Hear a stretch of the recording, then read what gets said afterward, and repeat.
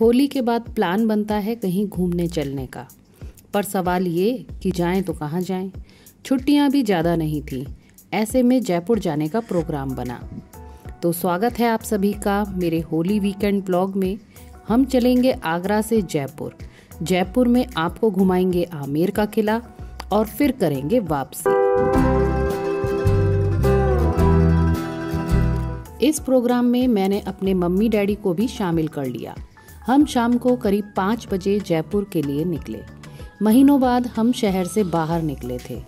एक अलग ही ताजगी का अनुभव हो रहा था। वैसे इस बार मुझसे ज्यादा भानु को तलब हो रही थी कहीं घूमने जाने की। फिर क्या, मिनटों में सारी तैयारी हो गई। ज्यादा सोचने का किसी को वक्त ही नहीं मिला। हमारी अक्सर ऐसी ही तैयारियां सफल यात्रा अभियान में तब्दील होती हैं। आपसे बात करते करते देखिए भरतपुर भी आ गया। ये देखिए केवलादेव राष्ट्रीय उद्यान।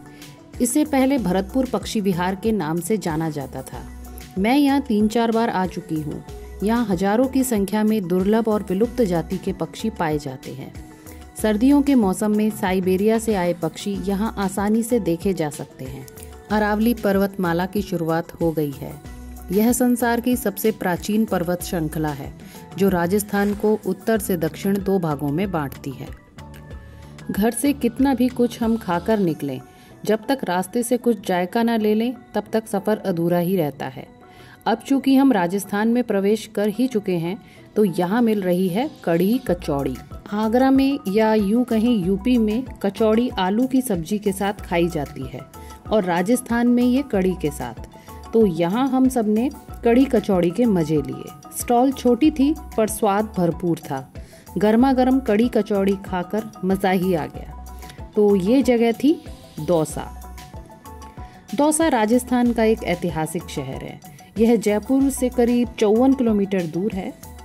यहाँ देखने लायक हैं विभिन्न मंदिर और मेहंदीपुर बालाजी, पर मुझे यहाँ विशेष रूप से पसंद है आभानेरी में स्थित चांद बावड़ी।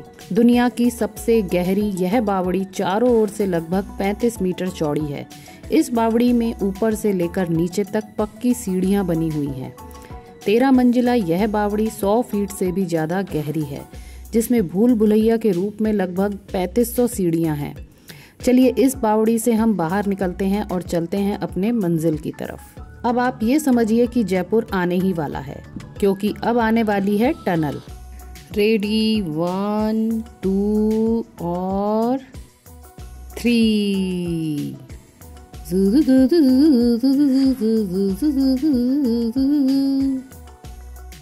छोटे बच्चों की तरह टनल आते ही मैं भी एक्साइटेड हो जाती हूँ। बड़ा अच्छा लगता है। तो स्वागत है आप सभी का गुलाबी नगरी जयपुर में। यहाँ मैंने अपनी दीदी को टोंक से जयपुर बुला लिया है, क्योंकि उनकी भी छुट्टी थी। वो यहाँ बैठकर हमारा ही इंतज़ार कर रही थी। तो यहाँ थोड़ा बहुत खा पी कर हम सब ने फिर होटल ढूंढना शुरू किया। हमारी पहली ही खोज सफल रही। मेट्रो स्टेशन और सिंधी कैंप के पास ही हमें होटल आर्को पैलेस मिल गया। इस होटल की मैं सच में तारीफ करूंगी। This is the best 3 star hotel in Jaipur. एक रात रुकने के लिए ये सभी सुविधाओं वाला एक अच्छा बजट होटल है। हम 8 लोग थे। हमने 2 कमरे लिए। दोनों ही कमरों में 2 डबल बेड थे। बेसिक सभी सुविधाओं से ये लैस था। तो चलिए अब हम देख लेते हैं दोनों कमरे जल्दी से।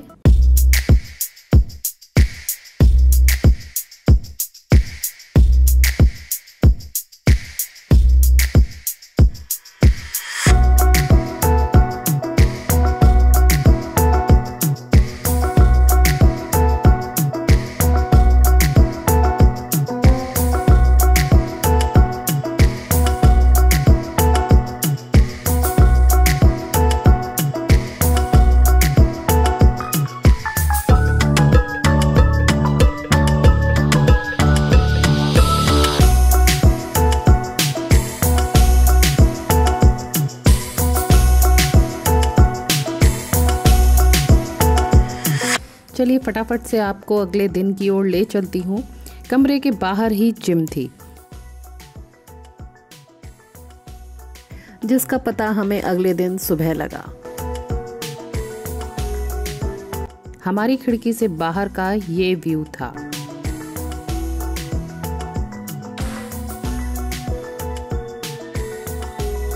चलिए अब थोड़ी वर्जिश कर ली जाए।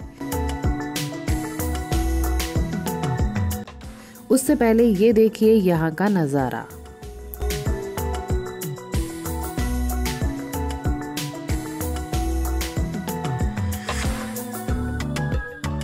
इस खुले एरिया से सिंधी कैंप और मेट्रो स्टेशन साफ दिखाई दे रहा था, जो कि इस होटल के बेहद ही करीब है, जस्ट वॉकिंग डिस्टेंस।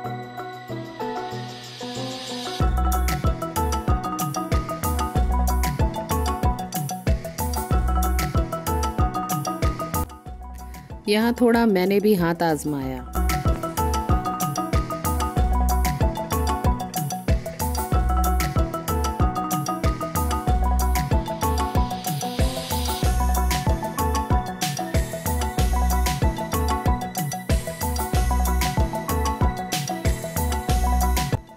यहाँ थोड़ा टाइम पास करने के बाद हम पहुँच गए नाश्ता करने, जो हमने होटल में ही किया।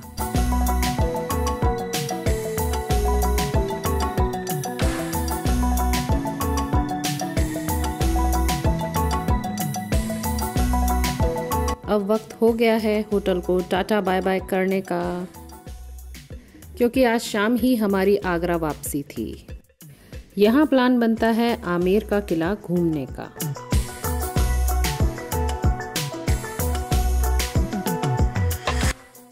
हम सभी एक ही कार में फिट होकर चल दिए आमेर के किले की ओर, जिसके रास्ते में पहले मिलता है जल महल, जो मानसागर झील के मध्य स्थित प्रसिद्ध ऐतिहासिक महल है। राजा जयसिंह द्वारा निर्मित यह महल मध्यकालीन महलों की तरह मेहराबों, बुर्जों, छतरियों एवं सीढ़ीदार जीनों से युक्त 5 मंजिला और वर्गाकार रूप में निर्मित भवन है। इसकी 4 मंजिल पानी के भीतर बनी हुई है और एक पानी के ऊपर नजर आती है। जल महल अब पक्षी अभ्यारण्य के रूप में विकसित हो रहा। नाव से सैर करते हुए इस जल महल को देखा जा सकता है। हमने यहाँ बाहर से ही इसके दर्शन किए और चल दिए आमेर के किले की तरफ। छुट्टी की वजह से किला जाने वालों की अच्छी खासी भीड़ थी।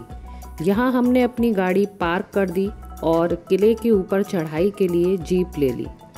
किला दर्शन का 100 रुपये प्रति व्यक्ति टिकट था। अब बात करते हैं आमेर के किले की। 16वीं सदी में बनाया गया यह किला राजस्थानी कला और साहित्य का नायाब नमूना है, जो देखने में काफ़ी खूबसूरत है। इस किले में कई बॉलीवुड फिल्मों की शूटिंग भी हो चुकी है। आमेर के किले के सामने एक झील भी है, जो इसकी खूबसूरती को और भी ज़्यादा बढ़ाती है। बताया जाता है कि यह किला 16वीं सदी में राजा मानसिंह के समय में बनना शुरू हुआ था, लेकिन इसका निर्माण राजा सवाई जयसिंह द्वितीय और राजा जयसिंह के शासनकाल तक करीब 100 साल चला था। किले में शीश महल, दीवाने आम, सुख निवास और गणेश पोल जैसी कई ऐसी जगह हैं जो इस किले की खूबसूरती में 4 चांद लगाती हैं। तो आइए देखते हैं आमेर का किला मेरे कैमरे की नज़र से।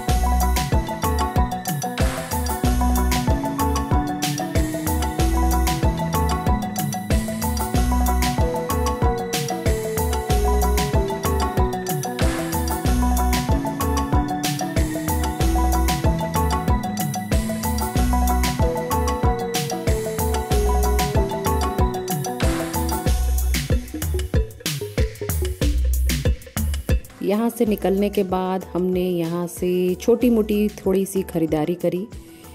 यहाँ मुझे मैग्नेट्स मिल गए थे अपने फ्रिज के लिए, तो मैंने वो भी यहाँ से लिए। इस बार मार्च में ही अच्छी खासी गर्मी पड़ रही थी। अब हम ढूंढ रहे हैं अपनी जीप को और अब हो रही है हमारी वापसी। अब हम यहाँ से जाएंगे नीचे। गर्मी के मारे सबका बुरा हाल था, लेकिन फिर भी यहाँ घूमकर बहुत अच्छा लगा। मैंने आमेर का किला कभी देखा नहीं था, तो आज मुझे इसके भी दर्शन हो गए और साथ ही साथ इनके भी।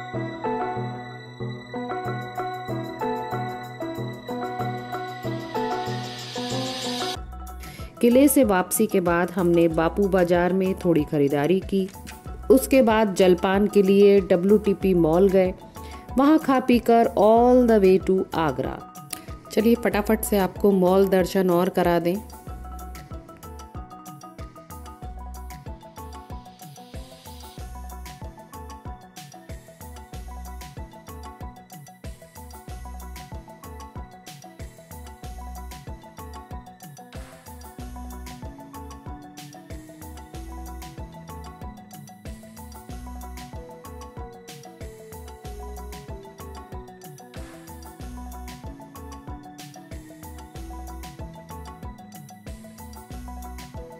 तो यह था हमारा आगरा से जयपुर तक का सफ़रनामा। आशा करती हूँ आपको ये ब्लॉग पसंद आया होगा। फिर मिलूंगी आपसे, तब तक के लिए tata bye bye. Thanks for watching.